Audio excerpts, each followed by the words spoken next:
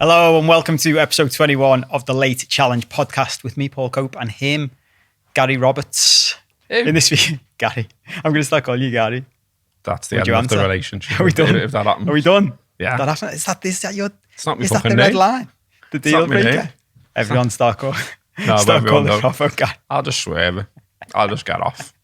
And it's not my fucking name. It's on my birth certificate. Gareth John Roberts. Fucking hell, I didn't realise that. That's a proper sore point, isn't it? Just don't get why people can't get your name right. Do you know what I mean? Like, I don't get it. Like, there was a lad that used to call me and I was like, it's not unlike. It's not sure for Gareth. It is. It's a different name. I've told you. My mate's Gary Jones, who was sitting next to at the match. That's on his birth certificate. Really? It's not. He's not Gareth Jones. Oh, I always thought Gareth. It was always Gary short for Gareth. I told you my mum wanted to call me Gareth. Yeah, and she didn't because she said everyone would call me Gary, and she didn't want me to be called Gary. She wanted me to be called Gareth. What a start. Anyway, I love the way I always do that lately. In this week's show, aside from talking about Robbo's name, we'll be talking about the usual mix of random shit, including summer sports, alternatives football, Glastonbury music festivals, and if you're lucky, which I don't think we will, I'm going to read out that letter that I've been saving for 20 weeks. But let's get stuck straight in. We had our second producers call with our top tier Patreon subscribers last week, where we have a lovely chat about how the show is going and get feedback and suggestions for the future. It's always lovely, isn't it? It's a nice little sound, isn't it? Chat. Yeah, it's good. I think it's just nice to have that like direct input from people who are very kindly paying for the Patreon and getting the extra shows. And it's just like, it's nice. It's good for the mind as well, I think, to just hear that, what we're doing is all right, that people like it, keep on going, lads, that kind of thing. And some people throw in like, constructive criticism in there as well, don't they? And say, I'd maybe do a bit less of this and a bit more of that. And that's all good. Yeah, absolutely. And after this one, our mate Martin, who has followed us from Anfield Rap Days, suggested a couple of topics that I really liked. So saves me doing more work than I need to, which is always a good thing as well, isn't it? Nicked his agenda. I basically just nicked your agenda, Martin. So thanks for that. This is what Martin said in an email after the producer show. He said, maybe tap into other sports or things dominating the media during the summer. Obviously, I love cricket, and there's this little thing called the Ashes going on right now. Maybe you hate cricket. That would also be an interesting viewpoint I'd listen to. How is cricket perceived in Liverpool? Did you play it in schools, etc.? Likewise, Glastonbury is happening this weekend, and I'm sure you both have a view on that. Wimbledon coming up soon, etc., etc. What summer sports, if any, are you into? So let's start off with the sports challenge side of it. What's our view on cricket, lad? I'd guess you don't hate it. No. But are you interested in it at all? Not really. Do you watch the Ashes? No. Would you watch any of it? So the weird thing about me and cricket is that like I was into it, and I think if someone like said to me like, "Do you want to go?" I'd go because I've never been. So, well, I've watched local cricket. Yeah. At the now defunct Highton Cricket Club, which is a shame in itself, and don't get me started. It's another thing that's just been left. To rot. And it's just there, overgrown. It's nothing. Someone tried to build an oldie on it, and it's just like, what are you doing? Like why isn't there someone who can intervene here for the greater good? But anyway, so I've only ever watched it sort of live, if you like, at that level, and it was good though. I enjoyed it, and so I think like going to like an actual like a test or a one day or even like 2020 or something like that. I'd like that. I wouldn't mind. It's sort of like, at the back of my mind on a list of things to do somewhere sometime. But no, I don't watch it, and I can't really explain why. The only reason I can think is that I've just always poured absolutely everything into footy and being obsessive about footy, and in particular Liverpool. And obviously that ended up going from being something I did as a supporter to something that is as the day job and all that kind of stuff. And I've just always felt like I haven't really got any room for anything else. Like I don't mind boxing as well, but in the same way, like I'm not obsessive about it, not even close. I'll watch it. I've been to a boxing match, but like I'm not. I don't read the magazines. I don't follow the website. I don't follow loads of accounts. I don't know loads about it.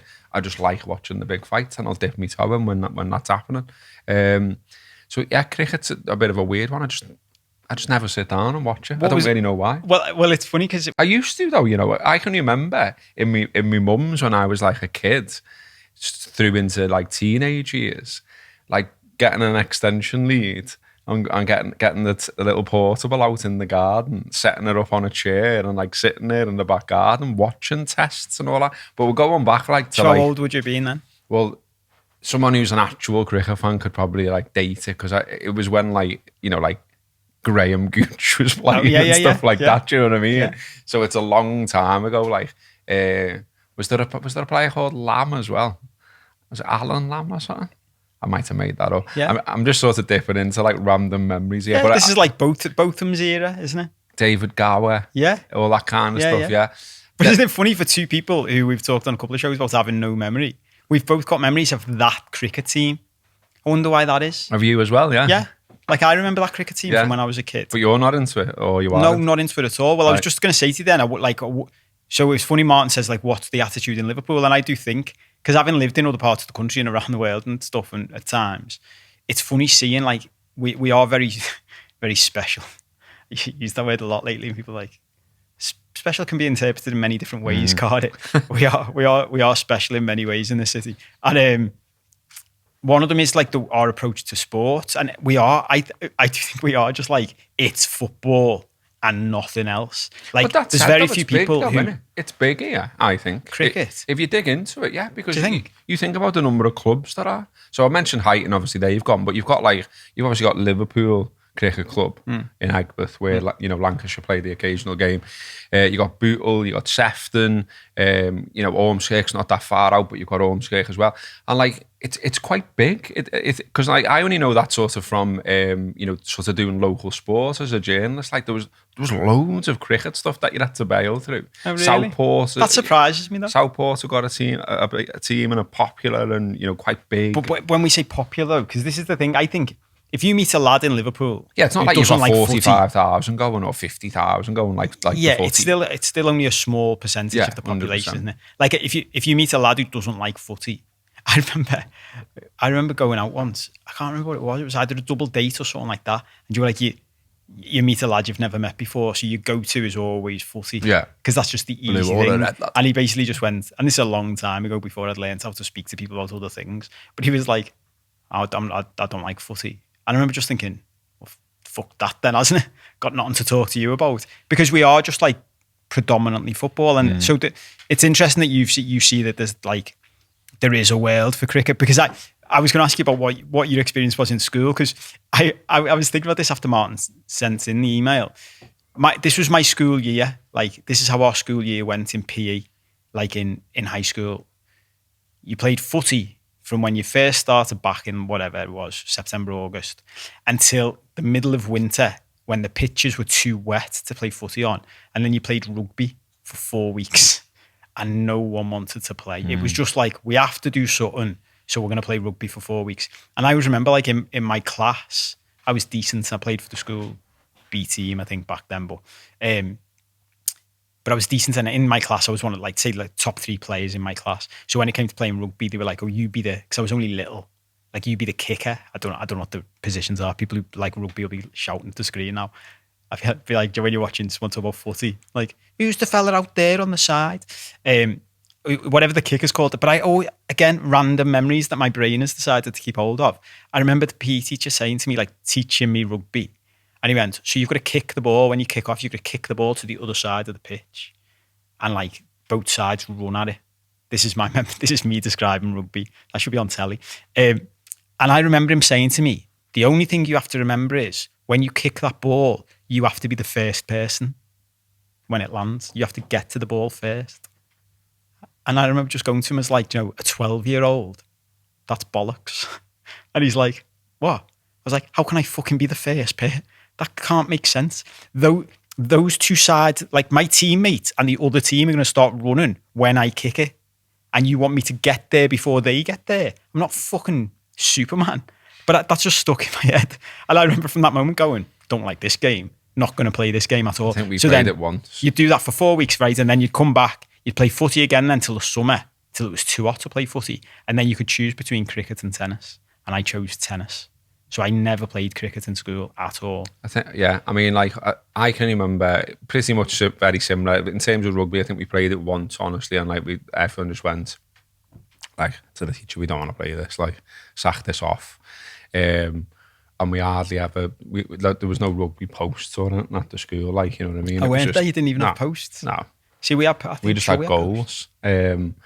And then, But that says a lot in itself, doesn't it? Yeah. Didn't even have rugby posts. yeah, and so that was just completely written off. And then we did play cricket a bit, but not loads. And like I can remember playing like quick cricket indoors, you know, when we couldn't go out on the field and stuff like that. We had an all-weather pitch at our school as well, so we used to sometimes play footy on there, but we sometimes play like hockey and stuff like that. Yeah, it wasn't, fair to say, like, it wasn't a cricket school or anything like that. I mean, like, I can remember a lad in our school playing cricket, and he played for like Highton and stuff like that. But the link there was that his dad played for them, do you know what I mean? And so I think that's where the interest came from, do you know what I mean? So, yeah, I mean, plenty of lads go, though, you know what I mean? Like, I can remember, like, you know, going back to like when I was drinking around Highton on a regular basis, there used to be groups of fellas that would go to like Old Trafford and stuff like that, and come back blot open with a suntan. So, you know, I think there's an interest in it in the city, and like I say, there's obviously plenty of teams and all that kind of stuff. And like I say, I'd go. I don't dislike the game or anything like that. I just sort of don't find a place for it. Did you ever watch it? Did you, like, I know you're not watching, because I'm not watching this Ashes, but it's funny because even as you mentioned, like that era, I've seen England, I think, play at Old Trafford, and just to go for the day out with some mates who are more into it, mates from Manchester way more, and it was an all right day out, but it was one of them where I didn't love watching the sport. Do you know what I mean? For me, it's one of those sports that it's not that great to watch live, because the event, it's a bit like going to watch darts. Do you know what I mean? Like, you can't, to watch the actual, if you're miles away, to try and watch what's actually going on is dead hard at times, because it's a bit like, I think I've mentioned before, going to Wimbledon, which is something else to get into, but I love tennis, or used to love tennis more than I do now, but going to watch tennis live, someone had to, this is a running theme actually for me with other sports, someone had to teach me how to watch it, because I had it with golf. The first time I'd see golf live, someone taught me how to watch the ball, because if you just try and watch the ball, it's going too fast for you. So you're like constantly trying to catch up. Do you mean? That happened to me at cricket. I was just like, can't see where the ball is. So it was a decent day out, but it's not something I'd do again. But there was a time when I'd watch it on telly, probably 10 years ago, 15 years ago, but just for something to do when there was nothing else on. Yeah, like I say, I don't know. I can't really explain. We sort of once wanting to watch it on the regular, and then nothing happened. I think it just sort of, you know, life got in the way. Is there anything else you are into, or is it just footy? Because I think there's quite a lot of people getting into American footy these days. Oh, I can't get into that. I remember being away with the rap in America, and like just, you know, like Phil Blundell just sat with me in a bar, like, and just tried to explain it at length about what was going on and why and all that kind of stuff, and it still just didn't stick with me. You know what I mean? At all. Like I had to go. I couldn't get into that. Other sports. I mean, I like, you know, talked on here before, haven't I, about what I like footy sort of at all levels. So, you know, quite happy going to watch like non-league as well as Premier League, and, you know, even lower down the leagues, Tranmere or whatever. But beyond that, no. Not. I mean, I really want to. You mentioned snooker, or you didn't mention snooker, you mentioned dart, but I'll mention snooker. I've always wanted to go to that, and like have you ever been to the snooker? Never been. Haven't you? And every year I go, I'll go this year. But there's no one else wants to go that I know. God, I used to go to Preston Guildhall every year. Let's go. I'll go with you. We'll do a TLC. We'll do a TLC trip. Yeah, I used to go every year, but probably when I like early teenage years. I used to play all the time. Used to go every year. I'd love to go and watch Ronnie, like, do you know what I mean? Like, yeah. Because but that's a boss sport. Do you want to talk about like some of the shit to watch? That's a boss sport to watch live, because you can see everything. It's like the crowd's nice. Yeah. There's that thing where it's like you're all in it together. Do you know what I mean? So if someone talks, everyone's like, shut the fuck up. Yeah. Like, you've got to be quiet for the fucking players. I loved it when I don't know if I said it on here before, but it's just made me laugh again now. You know, the Stop Oil possessed the fella, when he went on the table and lashed the orange shit all over the table at the Crucible. I loved it. Like, you know, like media organisations, when something happens, obviously like rush to put that somewhere straight away. Don't they like rush to put it on Twitter or whatever? And it was whoever's job it was at the BBC, obviously hadn't clocked it. They put the clip up of when he did that, and you could hear someone in the audience go, "Oh fucking hell, you prick!" It really made me laugh because I thought, do you know what I mean? Like if I'd have been there and like all these years we'd have gone, I'd love to go to the Crucible, I'd love to go to that. I think I would have been that man, do you know what I mean? Like you sat like, this is Ronnie there, blah, I love this, huh? Fucking hell, what a shot. And then he comes on, oh fucking hell, your fucking day. Hello. I mean, I know there's a bigger picture and I know the reason why it was happening, but I just loved that. Do you know what I mean? Just like some ordinary fella just being like, fucking hell. Yeah. I don't know whether we might have talked about it on the show, but fuck it, we'll be repeating it. I saw someone after that saying, loads of British people, when they're trying to change things in the world and all that, like, are saying like, we should be more like the French. We should fucking don't take no shit and go on strikes and all that. He said they talk like that, and then one fella gets on a snooker table and everyone's like, it's a bit much, that, isn't it? Yeah. Fucking hell. I mean, I've been saving up for that. Yeah. No, but every year when I sort of remember to go, if you like, or remember to do something about going, I've always just sort of slightly missed the boat. So like it came to my mind this year and I thought, oh yeah, went online, sold out, and I was like, fuck's sake. Well, they're trying to get a bigger venue for the World Championships, I think, aren't they? Because that's in Sheffield. I've never been to Sheffield. Well, that's another reason I want to go, because I went to uni there and like, so I know the city and everything, I know its boss. So like, I want to go for that reason as well. But yeah, just never been able to sort it out. But maybe I should go to one of the other events and stop trying to like go the Crucible. Basically. I think you should definitely do some other sport than footy at some point. Yeah, definitely. I mean, like I was just thinking that I should have checked in with you before we did this topic. Well, I saw the agenda and I thought, Robbo's answer is just going to be no. I thought you might get to that bit that you've never done before, because I haven't got loads to say on some of the. I mean, boxing. Have you got any events? Have you ever been to another sporting event that you like? Because it's funny that like even just as we're talking about it, a few have popped into my head. Like I've been to Wimbledon, which I've mentioned a couple of times now, which I would highly recommend. Like anyone who, I reckon even if you're probably not into tennis that much, as a day out, it's just a boss day out. Like, yeah. Went to see Anthony Joshua, so I've seen a boxing match at Wembley. The one a big one of my big regrets, actually. I'd say we're probably 50 rows away from the ring. So decent seats, but again, similar thing. Do you know what I mean? You're better. And this might be a middle-age thing as well. There's loads of sports you're just better watching on telly. Well, yeah, boxing's one of them. I went to a boxing match. Paul Lloyd, it was, who was a boxer from Ellesmere Port, and I got to go and be in the media bit, because at the time I was working for a paper in Ellesmere Port. That was the first paper I worked for, where I started after I come out of uni, like. And so I got to, got a media pass, and it was absolutely boss.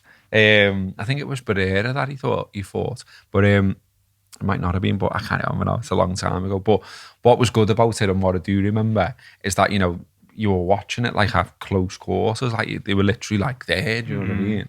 And it was amazing, like, and it was also like, you were like, okay, now, you know what I mean? That's another one of those sports, I think, when you watch it up close in real life, you're like, oh, fucking hell, they're proper smacking each other in the face. Yeah. Well, it was literally like sweat and blood and stuff was like landing on me shirt. Do you know what I mean? I was that close to it. Like, I do think that's one of those things that, like, and I think all sports do this to a certain degree. It loses some of its realness by watching it on telly, because you can sort of distance yourself from the fact that it's two people. Gamey. Yeah, it's two people knocking shite out of each other for half an hour, and you're like, that's heavy. That on a similar sort of vein as well. I had a job briefly, like a sort of like a bit of a freelance job, working on a magazine called Fight Sport. So that was all like, MMA and UFC and all that kind of gear. And I went to this this big event in London at a place called the Troxy. And again, I was like really close to like, the fights. And again, it was fucking brutal. Like there was like, I'll always remember like just this fella's face and just thinking, okay now. So it was like the final. And like, obviously you've got like all different styles, haven't you? And it was like, the one fella was like really sort of like lean and tall, and like the other fella was like some kind, I think more like a bit of a wrestler type fella. And the lean and tall fella in the final just fucking pegged it at him as soon as the ref said go ahead, jumped, and in midair basically like grabbed this fella's head and like brought his knee right into his chin, and the fella was just spark out like from a standing position. And then it's just on the deck, and it's like you could see his tongue hanging out and all kinds, medics in and all that. It's a fucking mad And sport. I was like, whoa. I'm not getting involved in it. And I always remember as well, there was, like they do all the ring walk type stuff and all that when they're coming out. Like there was one fella, and I just thought, you should have had to think about this, I think. Because he come out and he had like a sort of like trilby on and all that. And like he was like fucking cocky as fuck. And he was walking out to that I'm gonna knock you out song. And then he got I was just going to say, you set yourself up for a fucking fall there, aren't you? I was just, I couldn't get it out of my head. I was like, I know, he must know the sport he's in and how these things can fall. Just pick a different song. Yeah, that's not Do you know your what I mean? best. Just pick one that Unless you're doesn't. fucking brilliant. Do you know what I mean? If you're that good. Yeah. Well, you just reminded me, again, random memories. I've ever told you I did security on a boxing match when I was a kid. No. And mate, this is... Were you were the bouncer? I was one of the bouncers. Yeah. I'm like, hell, mate, like that if you work? think I'm not big enough to do it now, I reckon I must have been. So it was this used to happen to me a lot. So I've got an older sister who's 2 years older than me. So when she started dating, so let's say she was 17, 18, so I must have been 15, 16. All the lads who dated her wanted to get in with me because it was like, Joe, befriend the younger brother and you're in then. Like it's it. So I ended up like knocking around with older lads and going to pubs and stuff. So it was fucking boss for me because I was dead small. I was tiny. But then they'd be like, some of them were dodgy lads as well, do you mean? And they'd ask me to do stuff and like come and do things with them. And I remember this one time, because a couple of them were big fellas. It was like, oh, there's an amateur boxing night on somewhere North Wales or somewhere like that. We need a team of security. Do you want to do it? And I remember just being like, yes, because they were paying like 50 quid or whatever it was. So in my head, I was just like, yeah, 50 quid. It's 50 So quid. you just go and get like a Max and Paddy bomber jacket and all To me, that. And be like, I always remember they had these yellow t-shirts we all had to put on. And we were just in the crowd. Do you like to sort out the crowd if there's any? And I remember like within about 3 seconds of being there thinking, am I doing anything if anything kicks off in here? I'm probably the smallest person in here. I'm 15. Fuck that. And it's like really adrenaline charged event because I mean, like, everyone's fucking wild. They're watching fellas knock shit out of each other. Yeah. And but the mad thing was, in fact, I've been to two, but I went to see one of the Smith brothers fight as well. Well, let me finish this and then tell us about that. The mad thing was, do you remember Question of Sport when they did What Happened Next? There was a What Happened Next at the boxing event I went to that ended up on telly, and I was like, that's the boxing thing. Were you there? I was there, like watching it live, like. And it was a bit like what you just talked about, but it was definitely, there was no like big build up. The two fellas just came out for round one, and I was watching it from the side, and they just walked up to each other, and one fella just hit the other fella once, knocked him out. That was there was one punch in the entire fight, knocked him out, and then that was it. Done. I thought you were going to say it was like some kind of big like Rocky thing, and they both punched each other and both fell back. And it was a race to get up. There has been one of them, hasn't there? That was on Question of Sport, yeah. I remember. So go on, you went to another one? No, I mean, no big story from it, just that I've been to another one and that was good as well. I did enjoy it. But I do always think with the boxing, like, if you were in the gods, is that a good experience? Do you know what I mean? Well, but it's sometimes even if you're really close, especially when you're watching heavyweight, when I went to watch Joshua, because you've got to think, like, even the boxers themselves, they're big fuckers. So one of them, if they turn the wrong angle to you, one of them's blocking your view of the entire fucking fight. You can't see anything. Yeah. Which is a bit mad because you don't realise that when you're watching on telly. Nah, but now, so I'm into the boxing. I'd go to that again. But like I'm up for things. It's just sort of like having the opportunity, I think. So no. Yeah, I think that is the other thing, isn't it? Like our life is so dominated by footy or has been. There's no room for anything else. Well, anyway, that'll do for that, won't it, Martin? I want to talk about, because this wasn't on the agenda, but you've got a little box next to you there, haven't you? Oh, wow, yeah. Let's talk about this before we do your fact. Yeah, let's do it. So we're not even sort of talking about food or crisps or anything anymore, really. But Andrew Bancroft got in touch with us, and he lives in Singapore. And he said that he wanted to send us some crisps. It was a while ago, this, if I remember rightly. Anyway, they've turned up. So it says on the box that they've got a value of £1. And he's paid $17.50 in Singapore dollars to get these over to us. So thanks very much, mate. Yeah, thanks, mate. Do you know what I mean? That's dedication to the cause. So I haven't opened them. So we're opening them live. Doing it live. So what are they? He's just sent us a load of crisps. It's just one bag. Oh yeah, that's it. Hey, they look fancy. No letter or anything. Just the box and the crisp. Well, thank you, mate. So they are called Marla potato crisps. They say they say level 8 on them. It says that the premium. The fucking premium. That's like a nuclear sealed bag. Originated from Chongqing, probably fucked that up, since the 19th century. Marla is a spicy and numbing seasoning. Numbing? Made from Sichuan. Is that how, Sichuan. Is that how you say it? Of course, posh boy knows it. Sichuan. Peppercorns and chili pepper. So does this mean they're going to be dead hot? Well, should we have a go? I can't believe you haven't commented on the bag yet. I'm blown away by this bag. I mean, for those watching, there you go. It's a dead posh bag. This is what I'm going. Oh shit! Fucking hell! What? I've just read another bit of it. Doused with our secret Marla recipe, we amped up the fairy levels of snacks, created for sensation seekers like you that relish burn, spiciness, and numbness. And then it's got level 8, spiciness, afterburn, and numbness. So these are going to like make me faint or something, aren't they, if I have one? Is that why they are fucking heat sealed? Is this why he senses them? Is he like, one of these dickheads, I'll eat one of these on air, and then they won't be able to do the rest of the thing. Should we let someone else who isn't speaking have one first? Yeah, Jacob. Jacob will do it, yeah. So we'll just watch what happens to Jacob when he has it, and then we'll decide if it's. Are they called dough, as in like Homer Simpson? It does say dough at the top, doesn't it? I don't know what that's about. It tastes like chili sensations. So they're not like they're not killing you. They haven't blown your head off. Little kick. Are you good with spice? Not particularly. No. Little kick. Okay. Can't be any worse than when we had those that chocolate with the crisp. I thought they were going to be like one of these mad things where you know it was absolutely going to burn your mouth. Ooh. Cool. There is a bit. Nice though.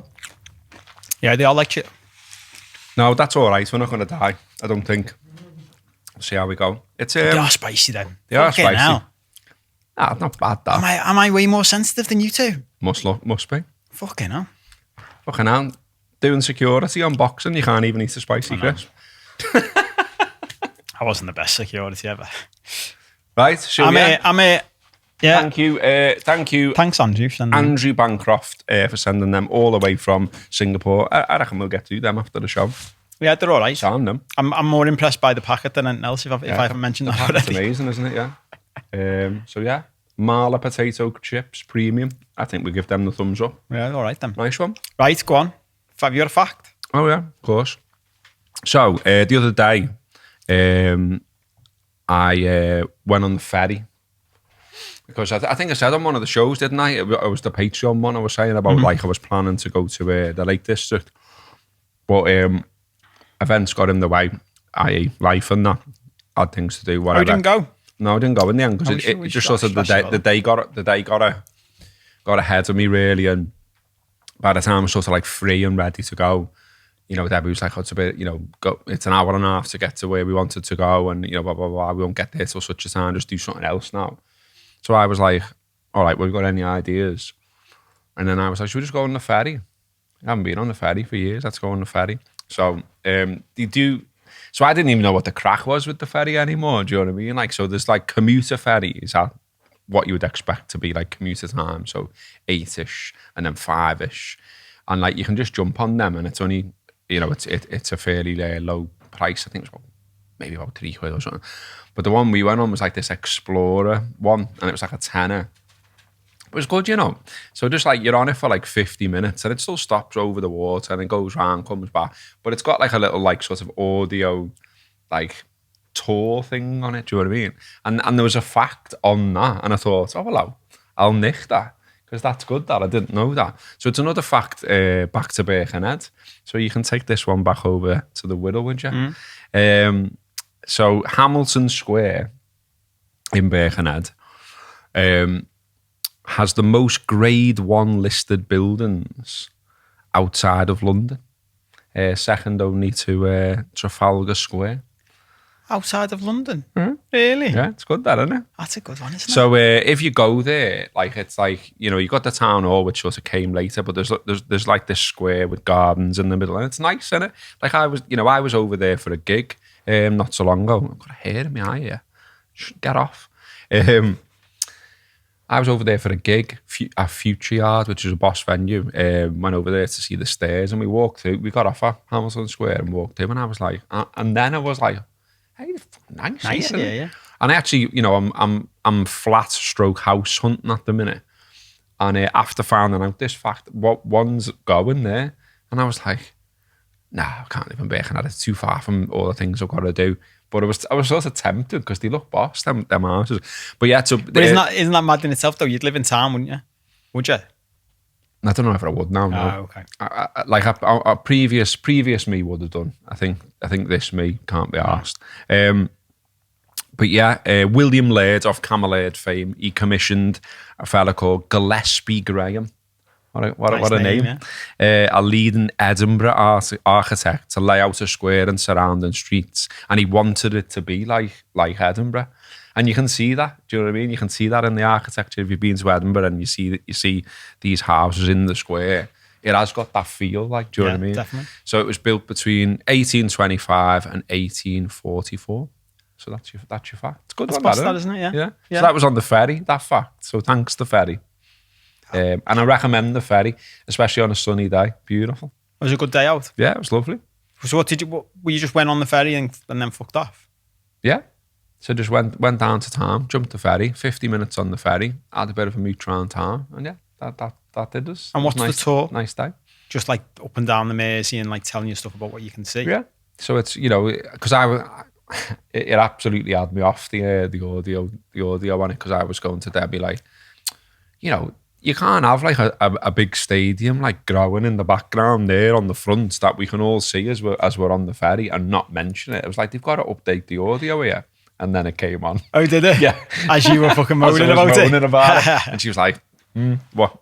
You've been had off. And I was like, yeah, been had off. Yeah. So that was on. But it was really good. Like that interest, and like loads of stuff that I've sort of read when I've been prepping for this. So, you know, going back, like even the stuff about the priory and the monks and stuff about pirates. There used to be loads. Were you there the whole time going, I knew about that already. Yeah. And then stuff about like, you know, how much oil's coming through and that it goes from Tranmere up to Stanlow. And it was interesting, do you know what I mean? Genuinely was interesting. Like, I think I'm at the stage of life where I find these things interesting. I was just going to say, that's a proper sign of middle age, isn't it? That's the exact Embrace, thing. Though, you know that's what I mean? the exact thing when you were a kid. Your dad would take you on and your dad would be like, it's dead interesting this. Listen, you might learn something. And we'd be sitting there going, it's shit this, I'm bored. Why do I want to know about how much oil passes through Tranmere? I know. It is mad, isn't it? But I was into it. Yeah. Nice. Yeah, nice one. I like that. And you know what? It goes into my category of, why aren't we talking about this stuff more? Why aren't we banging on about this stuff? Why don't there's plenty of people on it as well, you know, like, you know, I'm not fully au fait with the, you know, the story of the Mersey ferries or anything in terms of how well or not they may be doing. But it was good to see so many people on it. And, you know, a lot of them are obviously not of Liverpool, you know what I mean? They were visiting Liverpool. And I thought, it's good that, you know, it's good to see that it's doing, or at least on the evidence of what I saw, it's doing well. So, yeah. Well, and the fact as well, like, we should know that. We should know that square in Birkenhead has got more Grade 1 listed buildings than anywhere else outside of London. That's mad. Mad, isn't it? How are we not talking about that? Anyway, thanks, mate. That's another good one. Music challenge. I love the way we didn't think we'd get much out of that sports one, and we've only got 20 minutes left. As another Martin suggestion, it's been Glastonbury this weekend. Yeah. So I thought we'd have a chat about that, because we had a little chat about our favourite gigs on the Patreon show last week, didn't we? And ended up having a big chat about Oasis and stuff. So I thought, let's have a chat about Glastonbury and how it ties into our gig going experience and festivals. But because I don't think we've ever talked about this. Have you been? Yeah, twice. Okay. So when did you go? Because I've been once. I went in 2004 and 2007. Which is mad because, you know, obviously that's like 2004 was 19 years ago. It's fucking mad, isn't it? Which is just like, shit. So in terms of how it might be there now, because there's more people that go now, it's, you know, they let more in, they sell more tickets, all that kind of stuff. So like, I don't know if the experience is a bit different now to when I went, but 2004 was great. Really Who was on enjoyed then? it. Who were the headliners? So it was, well, I saw James Brown at that. Oh, nice. And he passed away like 2 years later. So that was sort of, good to see one of his final performances. Oasis played. They were headlining on Friday. Saw McCartney. Fucking hell. It's a good weekend, isn't it? Yeah. Franz Ferdinand as well. I also noted down, I think I mentioned this on the Patreon, that I saw Arthur Lee in the acoustic tent, Arthur Lee and Love, because I think I was explaining to you about Love, wasn't I? Saying fantastic band. He passed away 2 years later as well. So again, sort of good to see the legend. Got a funny little story about this. So when I was I was looking to see who was on the years I went and all that in preparation for this chat. And I was Googling about the Arthur Lee gig because I loved that. I loved that set. It was absolutely brilliant. We got in out of the rain and then it was like, fucking hell, Arthur Lee. And we just sort of timed it right and he was absolutely brilliant. The atmosphere in there was really good and all the rest of it. And so when I was Googling it anyway, it was coming up with other years he played and I started doubting myself then thinking, well, what? Hang on. Well, he didn't play. I'm swear it was 2004. Anyway, so I'm Googling. And then I come across this someone had filmed it and put it on their YouTube. And something about the YouTube triggered a memory. And at first I couldn't quite put the things together. I was like, I know that from somewhere. What the fuck? So the YouTube channel was called Have You Seen My Goal? Do you know about this? Have you seen my goal? Yeah. No.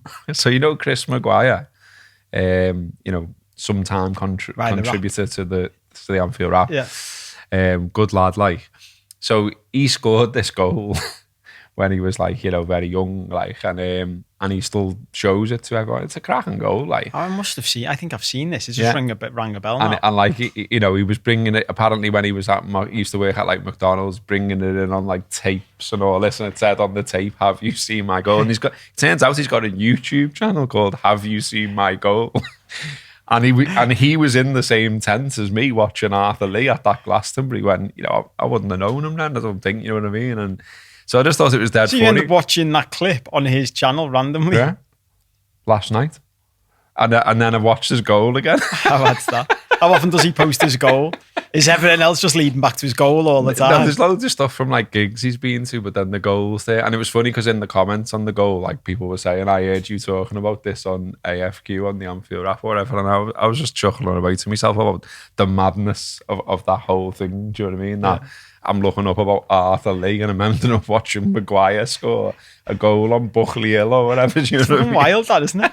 What was the goal like? I can't remember. It comes out to him and he's quite far out and he just thumping volleys over the keeper. Yeah. And you hear a few owl fellas on the sideline oh fuck, great hell, goal, yeah. and all that kind of thing. Have you seen my goal? Yeah, so I was absolutely laughing my head off about that. But yeah, that year as well, we saw Orbital, and I remember there was a bit of a, if you go with other people, obviously, and you want to sort of knock around with them for the festival, you can end up being well, I want to see them. Yeah, but I want to see them. I'm not really into them, and all that kind of thing goes on. And I remember there being a little bit about that, about Orbital, because, not everyone's cup of tea, obviously, electronic music or whatever. And I was like, but this is the last time they're going to play. It turns out they're on about playing next year, apparently. But then it was pitched as this is Orbital's last gig and all that. That was amazing. That was boss. The atmosphere, that was brilliant. Black Rebel Motorcycle Club, saw them that year as well. Brilliant. I remember someone parachuted in as well to bunk in. Bunk in? Yeah, that's some effort, that, isn't it? How have you sorted a plane or whatever? And then, just parachuted in.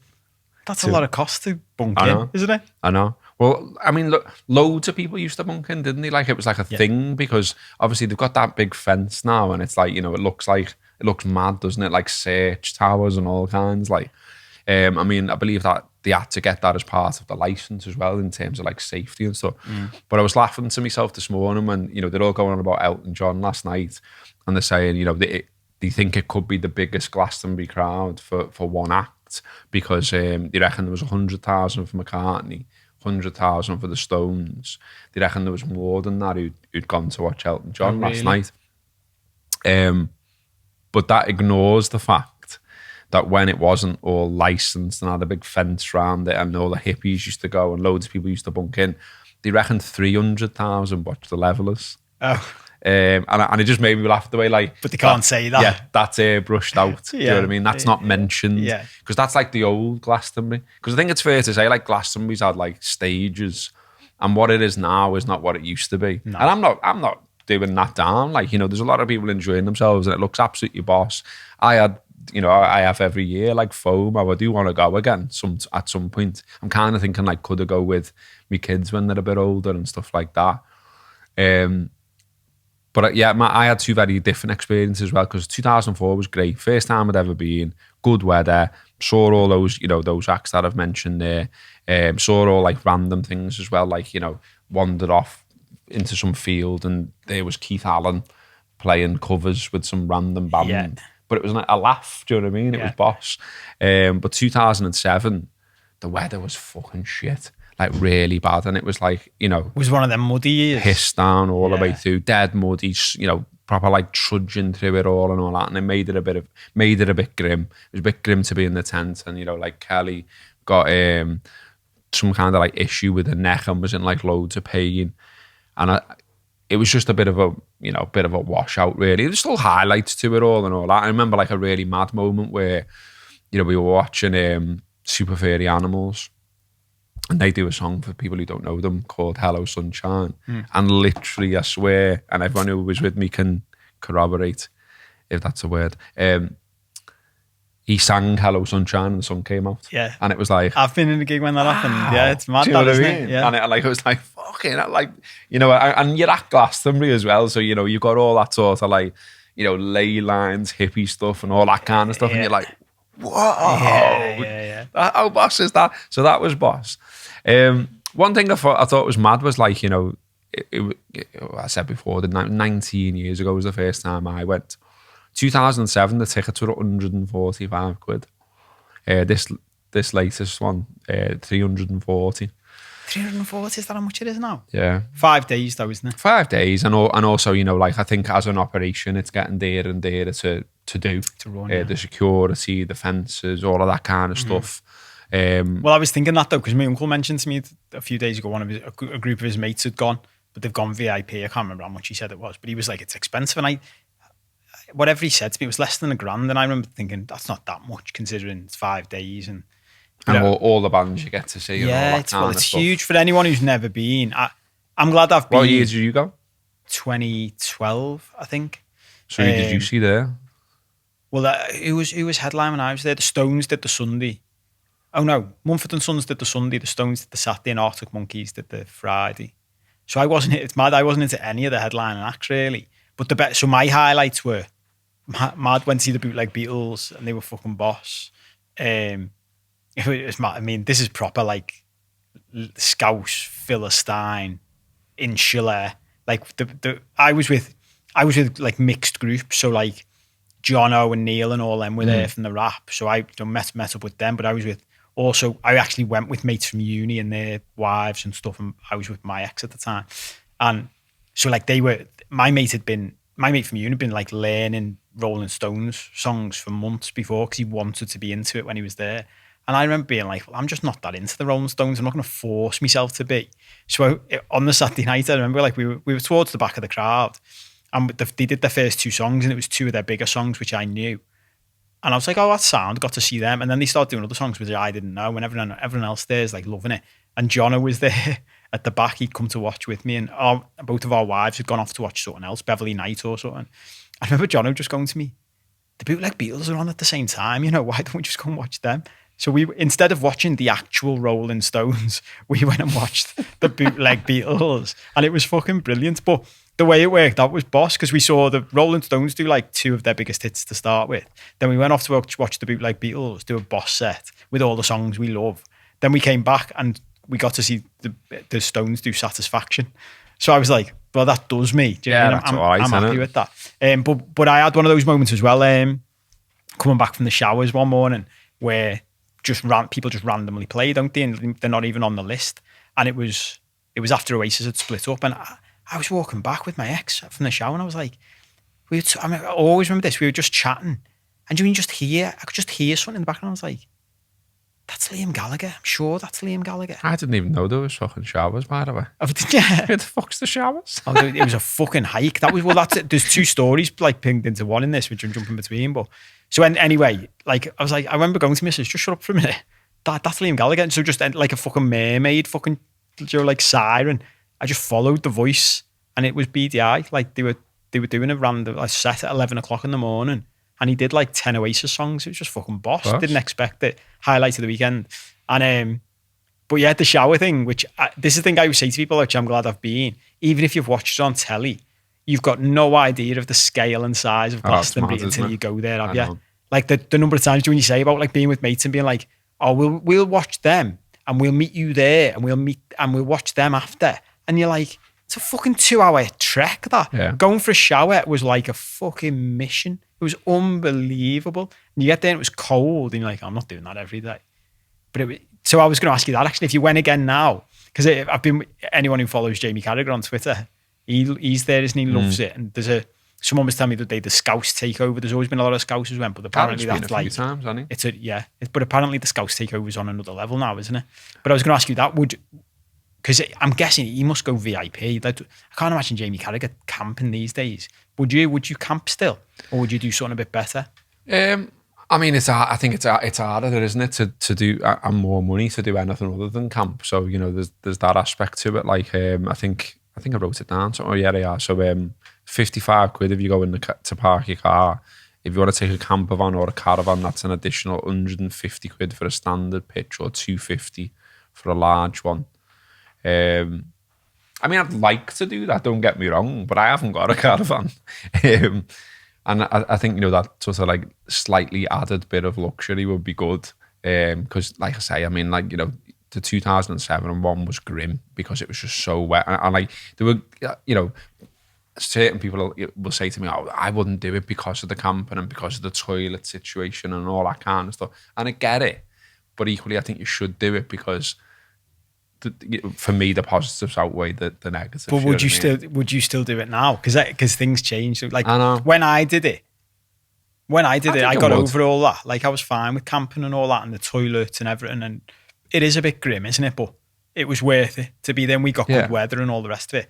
I'm not sure whether I'd do it now. But the bigger thing for me would be the crowds. I'd love to go with my kids. Like I think that'd be really good to see. Like like to see them sort of enjoy it for the first time or whatever. Do you know what I mean? That would be boss. I'd love to do that. Because I haven't been to any gigs with my kids yet. So haven't you seen them to any yet? No. How old are they? Well, my lad's 15 this week, and my daughter's 13. So your lad must be getting ready to go then.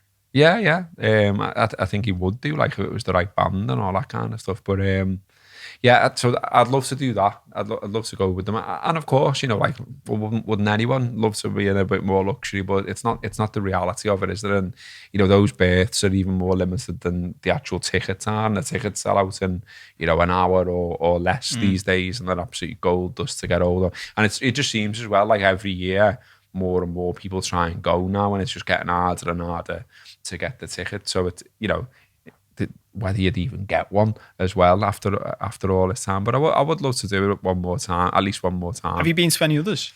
Festivals? Been to any smaller ones? I've only been to like for like a day, like not camped. So like V Festival, I've been to that, but it was only in like Stoke or something. So we just it was in Warrington, in fact, the year we went. So like Cass played, Pulp played, can't remember who else played now, but it was just a day. So you just literally got the train, watch the bands, come back to Liverpool. Now I'll tell a lie. I went to the Acoustic Festival, and camped at that with the kids. So I have been to a festival with the kids, but that was when they were really young, and like we picked one where we thought, it's low level and it's not going to be mad, and you haven't got anything like the same crowds, but it was good. Yeah, that was a good experience. Like because there's loads now, isn't there? Like I went on one and all that. I went on one for me mate's stag do, which must have been fucking 15 years ago now. But it was I don't even know which one it was, but it's down south somewhere, and it was just like 5 stages. And I always think it's funny with something like Glastonbury, people forget that's how it started. Yeah, Once of upon course, a time, yeah. it was just like a couple of stands in a field, and then it's grown to what it is now, which is mad over Yeah. time. But obviously, other people have gone, well, fuck it out. If I set something up in 20 years, maybe it'll be Glastonbury. And maybe some people have gone, I just want a little one. And like going to a little one was actually dead nice. Like only a few stages, quite quiet. You could get the bar dead easy. Toilets and showers were sound. So it was just like a nice weekend camping with your mates and watching some live music. The scale of it now is mad, isn't it? Like, as you say about the actual size of the the site is unbelievable when you're there. And like, our rule was always that we didn't camp anywhere near any of the stages because you just thought like, if you're going to experience a dickhead who's going to like trash your tent, it's more likely to happen there than if you go to the periphery. Do you know what I mean? So we like trekked and went up the very edge of the site. But I love doing that because when you were all the way up there, looking down on it at night was unbelievable. Do you know what I mean? And okay, it was a bit of a trek after everything had finished and stuff like that, but that was the way we preferred to do it. When I know I've said this before, but I feel like I want to stress this to people who've never been because it blew my mind when I got there. When you say a bit of a trek, it's like having a festival in a big city centre, isn't it? And like to walk from one side to the other is like walking from one side of a huge city centre to the other. It's like proper, like you can be walking for 40 minutes, 45 minutes. Huge. Fucking mental. And it's mad. It's just mad, isn't it? All like, you just see like random sites and random things happen there. Like I can remember one year we were there and we wandered into this tent just because it was absolutely pissing down. So it was probably 2007, and there was like this wizard fella, and like he was getting everyone to do this like thing with the hands above their head like that. I'm putting my hand above my head and moving it from side to side for audio people there.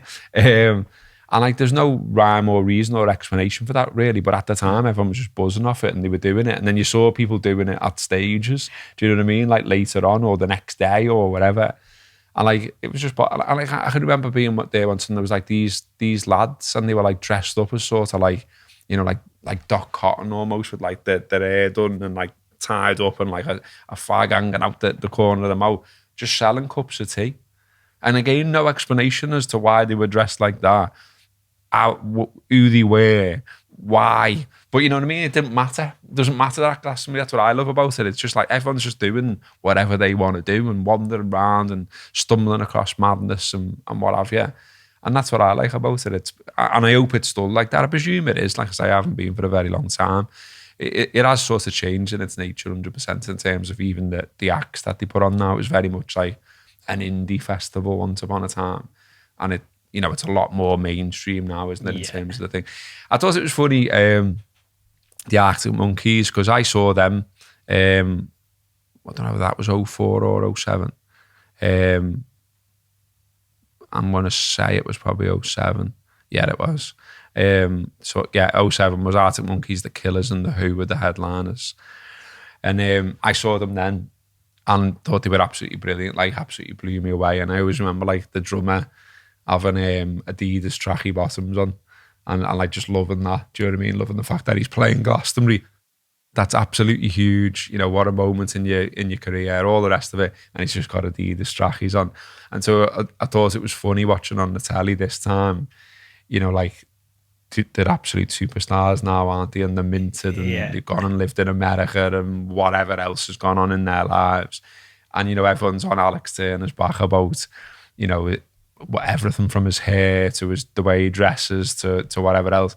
One of my mates put quite a funny comment in our group, said like, it'd be a bit mad though, wouldn't it, if he was still writing songs about like fucking Weatherspoons or whatever when he's like knocking around with fucking supermodels in LA and that. Yeah. And I was, fair point. Like, but I mean, I thought it is like, they're still obviously absolutely tight and solid as a band and all that.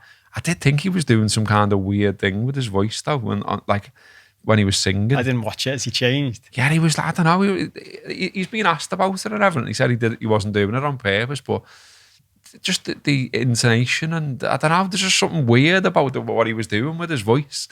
But he made the point of saying years ago, I remember hearing him say like, I'm not going to play the same songs all the time. I'm bored of them. Well, and that's the thing that doesn't get talked about enough, is it? It's like, if you've been doing this for 20 years, okay, like you have got a bit of a, a thing for, you should respect your fans and maybe interact with them a bit more, because that was one of the complaints about his set at the weekend. But equally, like, you know, and I've heard this from people in bands before at all levels. So like they say like it's so fucking boring to like play those hits, and like okay, it's what the crowd want to hear, but fuck me, I've played that like, you know, X number of 1,000 times, and like I can't help it. It does me head in. Do you know what I mean? Yeah. So there must be an aspect of that, and okay, people are paying a lot of money to be there and all the rest of it, and I get that argument, but you know, if that's how he feels about it, he probably can't help that to an extent. Do you know what I mean? Yeah, I think fair play to them. Do you know what I mean? I think it must be mad to just play the same songs forever. But maybe you should go and have me giving him advice, like, but go and have a chat with the likes of Elton John and Paul McCartney and be like, did you watch Elton John? Well, you went the other week, didn't you? Well, I've seen him, yeah. So you I'm didn't guessing, watch the Glastonbury. Well, it's funny that we're talking about this. I haven't watched any of it. And I literally, it only dawned on me last night as I was doing this. I was like, I haven't watched any of this. I should have done. I would have liked to have watched a bit of it. So it's all on iPlayer. You can get it on iPlayer, can't you? So I'll. You know what you need to watch? What? Rick Astley. Oh, was he on? Yeah, fucking brilliant. Yeah. Well, do you know what that ties into? One of the best things I watched when I was there. I don't think I said this before. Was the Proclaimers. Yeah, brilliant. Well, they're boss. They were just on this little tent. There must have been about 500 people in there, and it was just middle of the day. Everyone was in fucking good mood. They were brilliant. They played all their fucking boss songs, and they interacted with the crowd loads, and it was boss. So I can imagine Rick Astley being amazing. Well, he spoiler, but it's been everywhere that he did it. He did 2 sets, so he did like his own set, but then he did a set with Blossoms and just did covers of the Smiths. Oh, nice. And then, but on his own set as well, he did AC. He said like he said that one of my dreams has been like to play the drums at Glastonbury. And he played like AC/DC, and he was on the drums and sang. Fair play to him. And it was absolutely boss as well. Yeah, I love that. I love when people do shit like that. The other nice moment, I think, and was the Lewis Capaldi stuff. Did you get onto that? Oh, no. So, you know, he's obviously been suffering with his mental health. He's problems with anxiety. I think he's been diagnosed with Tourette's as well. And so he's been having a bit of a break, like.